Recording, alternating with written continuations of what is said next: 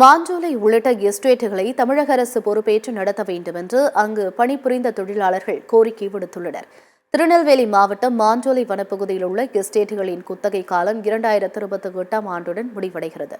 இதன் காரணமாக அங்கு பணிபுரிந்து வந்த தொழிலாளர்களுக்கு விருப்ப ஓய்வு அளித்து தனியார் நிறுவனம் வெளியேற்றி வருகிறது. இந்த நிலையில் நாலுமூக்கு குதிரை வெட்டி மாஞ்சோலை உள்ளிட்ட எஸ்டேட்டுகளை தமிழக அரசு ஏற்று நடத்த வேண்டும் என்று அங்கு பணிபுரிந்த தொழிலாளர்கள் கோரிக்கை விடுத்துள்ளனர்.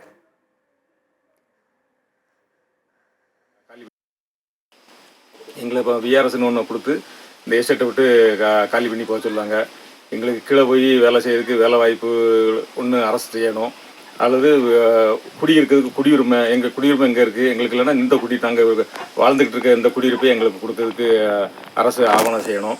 கரண்ட் பில்லு எல்லாம் சேர்த்தா, சாப்பாடு எல்லாத்துக்கும் சேர்த்தா 15, குறைஞ்சது ஒரு நாளைக்கு 500 ரூபா 15,000 15,000 நாங்கள் எங்கே போவோம்? இங்கேருந்து வீடே இல்லாமல் நாங்கள் எங்கே போய் நடுத்தருவில் எப்படி நிற்க முடியும்? ஒரு அனாதை போல் நிற்கும். இதுக்கு எங்களுக்கு என்ன செய்யண்டே தெரியாமல் நாங்கள் தீச்சிக்கிட்டு இருக்கோம். மக்கள் ஃபுல்லாக ஒரு சைடு கூக்குரலிட்டு தான் இருக்காங்க. என்றைக்காவது விடிவு காலம் வந்துருமா அப்படின்னு நினச்சிக்கிட்டு இருக்கோம்.